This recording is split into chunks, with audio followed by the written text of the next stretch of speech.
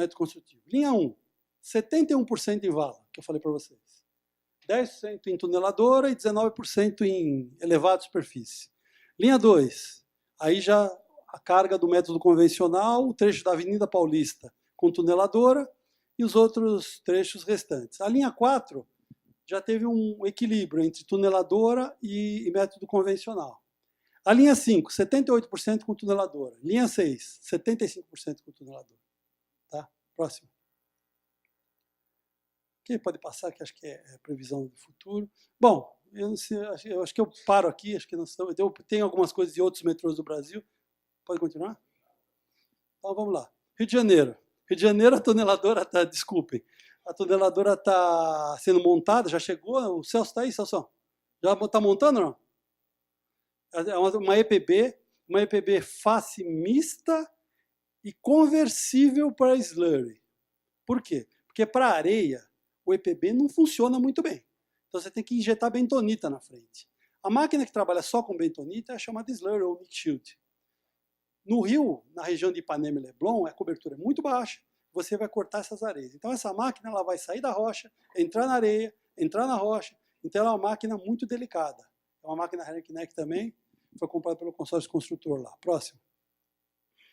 Vamos passar isso aqui. Esse é o primeiro trecho da linha 1 que foi executado há pouco tempo. Próximo. Vamos lá. Os túneis aqui, método convencional, naqueles morros do rio, que realmente o método convencional funciona muito bem, com drum blasting, maciços granulíticos de alta resistência. Próximo.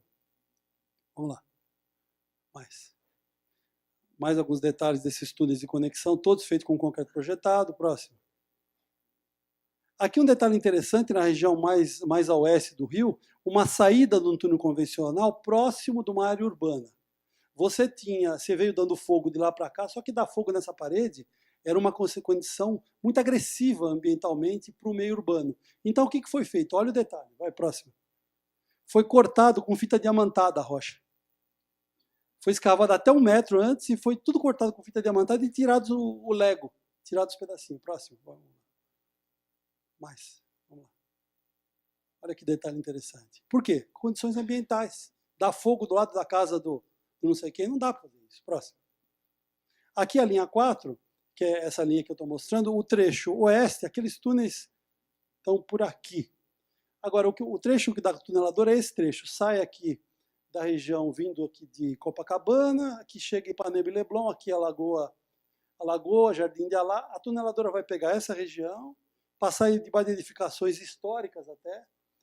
Aqui ela pega a rocha, entra na areia, volta a pegar a rocha e vai ter a PUC. Próximo. Aqui qual é o trecho exatamente entre Ipanema e Leblon que ela vai fazer? Próximo. General Osório. Aqui o diâmetro dela é uma máquina de 11,53. Próximo. Ela vai ser uma característica interessante. Ela vai ser montada dentro de uma caverna, em rocha. Primeira vez que tem esse caso específico no Brasil. Não tem espaço, você fez a estação futura, monta a tuneladora dentro da caverna e aí que ela parte. Próximo. Aí mostrando onde ela vai ser montada, onde vai ser o estoque dos duelas, central de ar comprimido, ó, aqui, ó, a logística. Aqui, ó. Você tem que adaptar. Central de congelamento, de refrigeração de água, descarte de material. Agora você imagina que isso aqui é tudo feito com método convencional, a fogo, com linha operando aqui do lado. Olha o controle rígido de vibração que você precisa ter. Próximo. Metrô de Fortaleza é um caso também interessante, que tem uma linha já em término de construção, início de operação, que é a linha 1, mas eu vou falar da linha leste, que é uma linha que vai ser, está em licitação, vai ser feita integralmente com tuneladora. Próximo. Ela sai da região central de Fortaleza, vai até a região de Unifor, passa por uma avenida chamada Santos Dumont, que ela tem a caixa muito estreita. E a possibilidade de colocar as estações lá, só estava para desapropriar de um lado, tinha prédio do outro. Então, isso induziu o método construtivo a escolher estações empilhadas, uma em cima da outra, como é São Bento e São Paulo e algumas outras. Então, isso conduziu a usar 2 tuneladoras para elas poderem fazer isso e fazer empilhado. Tá? Próximo. Aqui a seção geológica lá de Fortaleza pega areia de duna, argila siltosa, arenito variável, então, e basalto aqui. Então, a geologia é relativamente difícil também. Aqui é a região do Parque do Cocó, nós vamos passar debaixo do solo mole, eu tive que pediram para fazer uma palestra lá para a Secretaria de Meio Ambiente de Fortaleza da utilização de tunelador EPB. Então, eles queriam saber se a execução do túnel sobre o Parque Ecológico do Cocó ia secar as lagoas, ia matar todos os pássaros, todos os peixes. Então, o que você tem que usar? Você tem que usar um EPB, não tem jeito, ou uma slurry, para não rebaixar o lençol freático. Próximo. Aqui um detalhe das estações de Fortaleza. Próximo. A estação empilhada. Próximo. Bom, o metrô de BH estão em estudo, estão fazendo sondagens, estão pensando em fazer com o método convencional. Lá a geologia é complicadíssima, muito variável, provavelmente se sair, vai sair com o método convencional, não deve ser vala. Próximo. Metrô de Porto Alegre, nós estudamos pelo metrô de São Paulo, a linha 2 metrô de Porto Alegre, há 10 anos atrás. Existe uma discussão ainda se vai fazer vala, se não vai fazer vala, se vai fazer túnel, se vai fazer NATM, ainda está em discussão. Mas o projeto deve sair. Próximo. Pode passar. Salvador, um projeto feito alguns anos atrás, implantado e não operante. Os trens estão apodrecendo. Próximo. Um trecho, essas duas linhas, 1 e 2, uma parte já está implantada. Próximo. E os trens estão parados hoje. Inclusive, o fabricante dos trens não quer nem dar garantia mais que não opera. Não sei por que não opera. Próximo. Bom, eu só queria fazer uma propaganda aqui. Eu sou do Comitê Brasileiro de Túneis. Nós vamos promover um congresso mundial de túneis ano que vem no Paraná, em Foz do Iguaçu, dia 9 de maio. Na portaria tem o folder do nosso congresso. Você podia passar mais? O Comitê Brasileiro de Túneis hoje é um comitê da Associação Brasileira de Mecânica dos Solos. Tá? Eu sou o atual presidente, esse é o time que a gente está hoje na diretoria. O Jairo é da projetista IGT, o Francisco Ribeiro é do metrô, o Marco Aurélio é da Andrade Gutierrez e o Edson Pive é da Henrique Neves. Tá? Próximo. Esse é o nosso quadro associativo. Hoje já está em 320 sócios. Convido a entrarem no nosso site. Próximo. Entre no nosso site. Não precisa entrar de sócio, não. É melhor você entrar. Mas cadastrem e recebam o CBT News. A gente coloca notícia de túnel todo dia. Todo dia. Nós temos uma assessoria de imprensa. Do mundo todo a gente coloca notícia, o que está acontecendo. Próximo. E esse é o congresso que vai ser em Foz do Iguaçu, que a gente conseguiu trazer para o Brasil.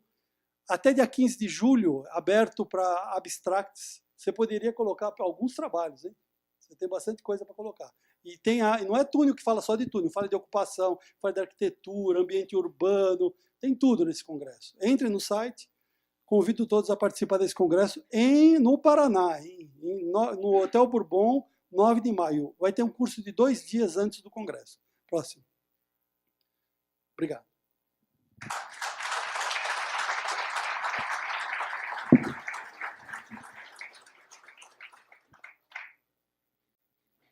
E agradecemos ao engenheiro Hugo. Por favor, pode permanecer na mesa para o debate.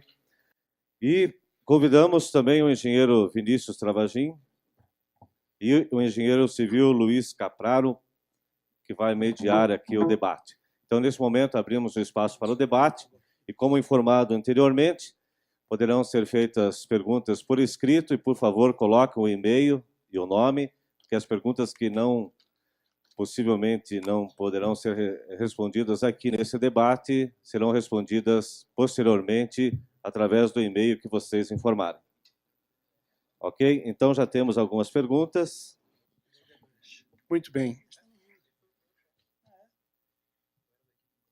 O assunto, sem dúvida, é palpitante e nessa hora e meia, 2 horas, sem dúvida alguma, nós tivemos a oportunidade de literalmente fazermos uma imersão.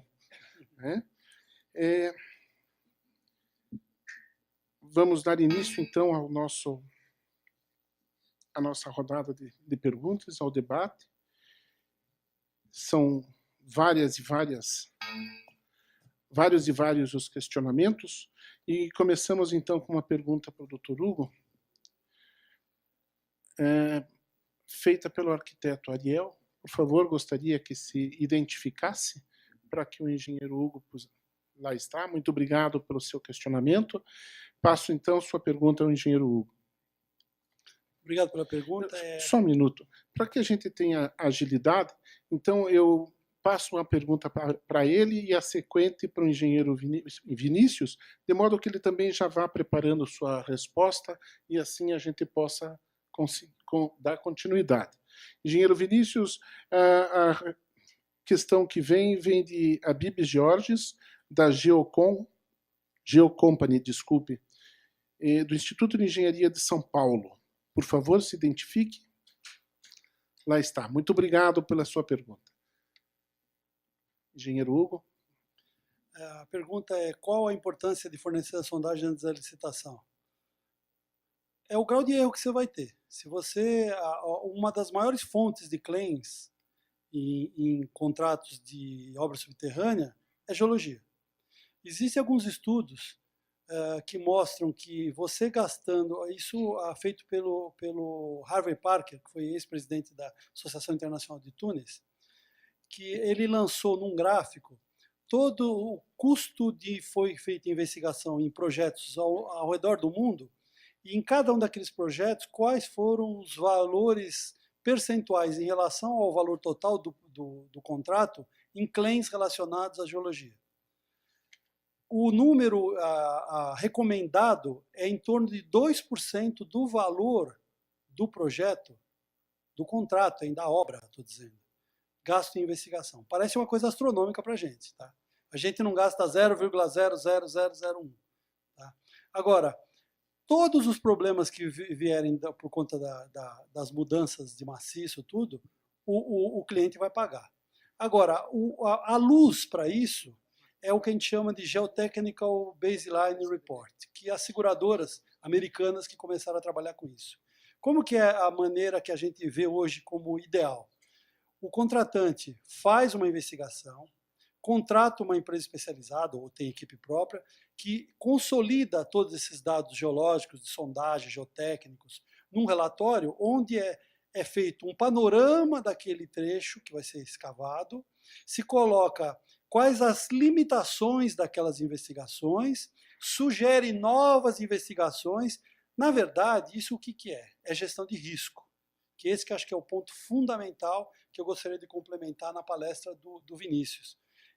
A gestão de risco, acho que é a nossa saída para fazer obra subterrânea bem feita e próximo do orçamento e segura. Tá? Então, esse documento ele é colocado na licitação. Tudo que tiver previsto naquele documento não é objeto de claims futuros. Tudo que extrapolar aquele documento até um certo valor, já está previsto que, olha, até aquele valor você vai receber e não precisa discutir. O que for acima daquilo, olha, eu tenho a sondagem a cada 30 metros, tudo solo mole. Me apareceu um matacão de granito no meio que eu não previa, eu tive que parar minha máquina. Aí realmente é imprevisto. Agora, eu queria só fazer um parênteses disso, que se confunde muito imprevisto geológico com incompetência. Tá? O que existe de incompetência colocado a culpa no perfil geológico é impressionante. As pessoas não fazem investigação, não interpretam direito à investigação, depois fala que a culpa é da geologia. Ela estava lá já. Alguém que não viu direito, alguém que não investigou direito. Tá? Agora, surpresas existem? Claro, não é uma ciência exata, ninguém tem dúvida disso. Agora, que o conhecimento geológico pode ser colocado a favor do contratante e não contra? Pode. Não sei se eu respondi.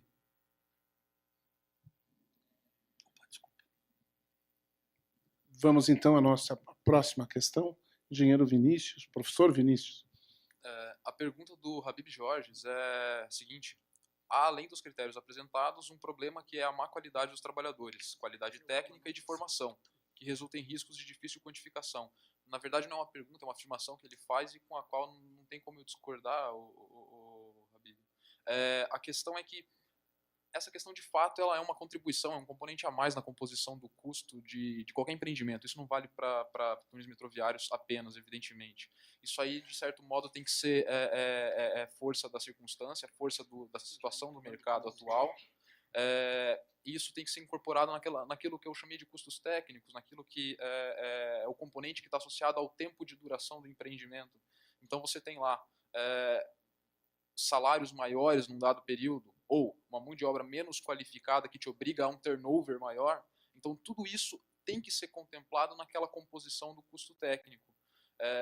É evidente que ao se fazer isso, trabalha com uma expectativa de comportamento da mão de obra, né? Você trabalha com a expectativa de ter um certo turnover e por consequência, dispêndios com demissões, contratações, treinamentos, tudo isso, toda a gestão da mão de obra fica a cargo do construtor, a cargo de quem é responsável por fazer a gestão dessa mão de obra. Isso aí eu entendo que, se considerado, tem que ser, do contrário, o construtor não é vencedor de uma proposta se ele não faz a devida consideração disso, tem que ser considerado na fase de composição daquele custo técnico como custo associado ao tempo de duração do empreendimento. Algo mais? Muito obrigado, professor Vinícius. Vamos então mais uma questão para o engenheiro Hugo. Partindo do nosso colega Walter Fanini, do SENS de Paraná. Walter, por favor. Lá está o Walter, engenheiro Hugo. Se existe um processo de cooperação formal entre o metrô de São Paulo e a Prefeitura de Curitiba para a transferência de experiência, conhecimento e implantação? Eu acredito que não. Processo formal, acredito que não. Nós tivemos algum contato, o pessoal teve em São Paulo, a gente conversou, a gente passou, eles visitaram obra, mas processo formal eu acredito que não. Inclusive, eu ouvi essa semana que o presidente do metrô, que acabou de sair, tinha extinto a área de convênios do metrô de São Paulo. Porque a gente tem muito serviço, então não dá para ficar fazendo convênio. Foi o que eu ouvi, não sei se é verdade. Mas nós já tivemos casos interessantes. Por exemplo, o metrô de Porto Alegre, há 10 anos atrás, recebeu um projeto do governo federal de construir a linha 2, um projeto da empresa TCBR de Brasília. E, ao mesmo tempo, recebeu um aceno do então ministro Eliseu Padilha de dar o dinheiro para Porto Alegre para construir aquela linha, aquele projeto. Tá? Aí a Prefeitura de Porto Alegre contratou o metrô de São Paulo, nós fomos para Porto Alegre, ficamos uma semana ou duas em Porto Alegre estudando, voltamos para São Paulo, ficamos um ano trabalhando nesse projeto e fizemos um diagnóstico do projeto, o que era aplicável, o que não era, o que funcionava, o que não funcionava, onde podia melhorar, e funcionou muito bem. Entregamos um relatório final para a Prefeitura de Porto Alegre na época. Então, já fizemos esse trabalho, já fizemos com o metrô de Salvador, já fizemos com o metrô de Bagdá, já fizemos com o metrô de Fortaleza. Tá? Então, eu acredito que, independente dessa fala que eu ouvi do ex-presidente, eu acho que o metrô de São Paulo está sempre aberto para isso. Próxima questão já está com o engenheiro Vinícius. Só peço, por favor, que faça o chamamento do nosso perguntante. Sim. A pergunta vem do Edmundo, da SESB. Edmundo Talamini Neto. Belo trabalho.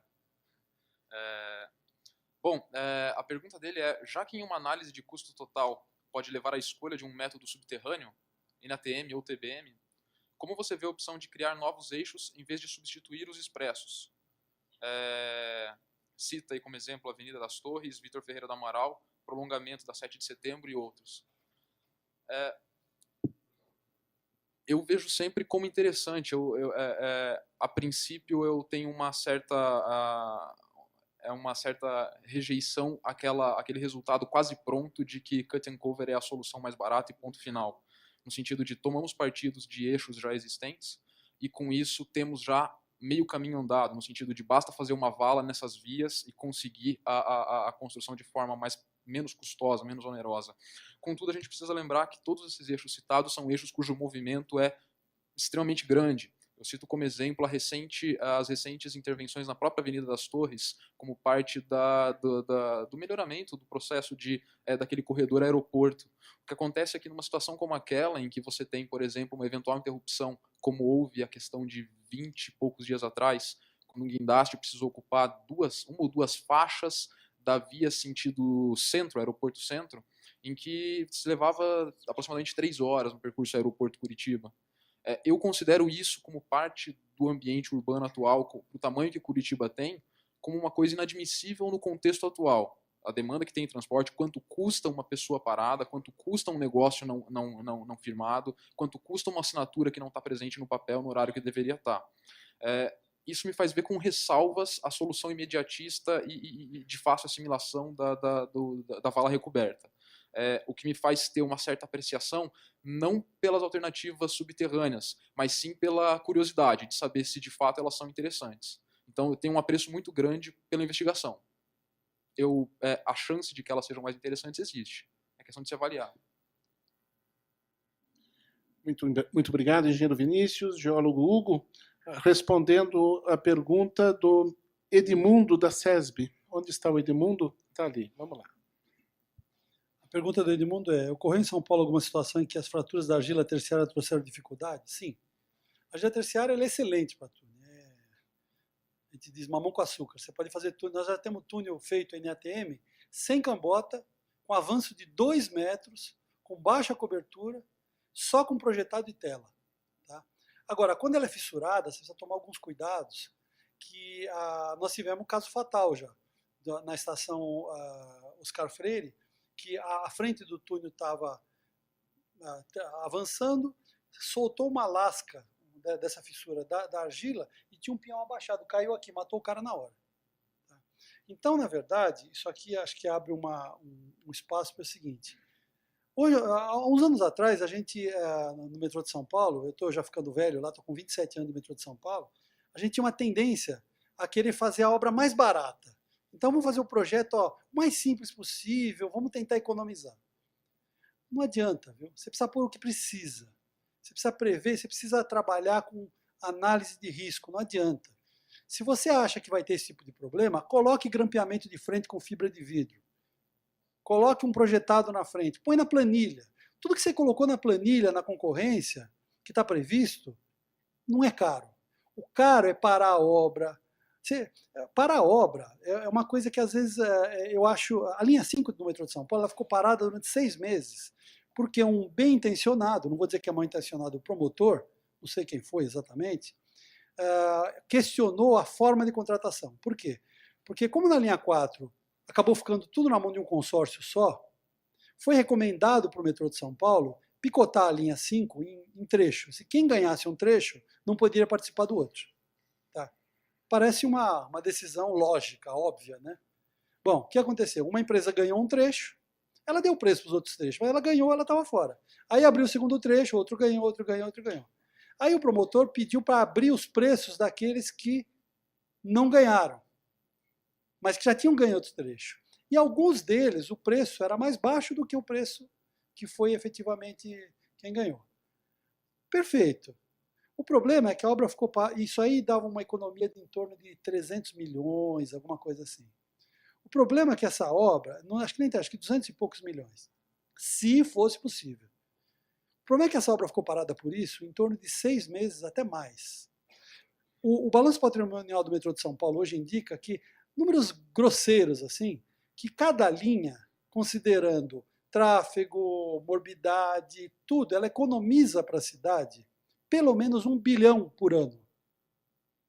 Se você atrasou 6 meses a obra, por causa de uma causa nobre, você jogou dinheiro no lixo.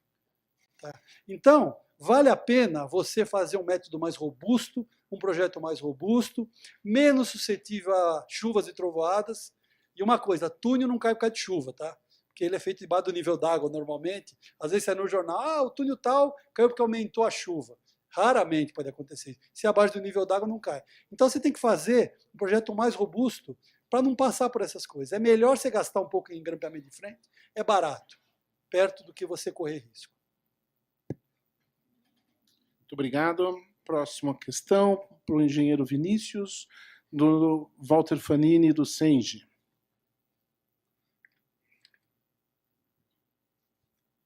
Oi, Walter. Questionamento do Walter. Em sua opinião, a escolha do método construtivo do túnel do metrô em Curitiba baseou-se em um modelo de decisão próximo ao colocado por você ou foi uma decisão baseada em análises mais simplificadas? Walter, eu acho que seria um pouco leviano da minha parte, eu desconhecendo o processo como se deu na íntegra, eu dizer talvez como tenha se dado essa decisão. Eu só posso me basear naquilo que naquilo que a gente costuma observar para outros casos e que eu tive possibilidade de conhecer. No geral, há muitas exceções. O metrô de São Paulo, o Hugo colocou logo no começo da apresentação dele, é o que a gente tem de vanguarda aqui no Brasil em termos de construção de túneis metroviários. E destaca-se, portanto, desse aspecto mais generalista que eu tenho para colocar, que é o fato de que existe sim a decisão tomada sem uma análise mais criteriosa, porque é muito complexo se levar em conta os benefícios de uma alternativa. Dentro do que o Hugo colocou agora, de você fazer a opção por métodos mais robustos, o que ele está falando é, invista-se agora para não investir depois. A gente tem em torno de uma intervenção durante a etapa construtiva, ela custa aproximadamente...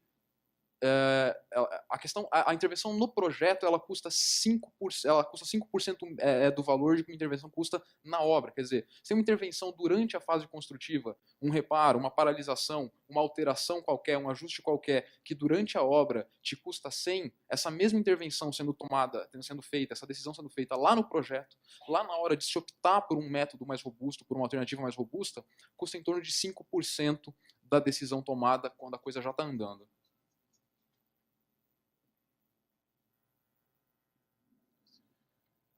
Próxima questão para o geólogo Hugo, da parte do Rinaldo de Andrade. Rinaldo, onde está você? Lá na extrema esquerda. Obrigado. Rinaldo, você fez 5 perguntas, nossa. Vamos lá. Qual o custo do NATM médio? Olha, eu te diria que aquele valor 1, você tem que multiplicar por 80 milhões, mais ou menos. Tá? Aí você tem o custo de todos, aproximadamente. TBM para argila. TBM é um nome genérico, tá?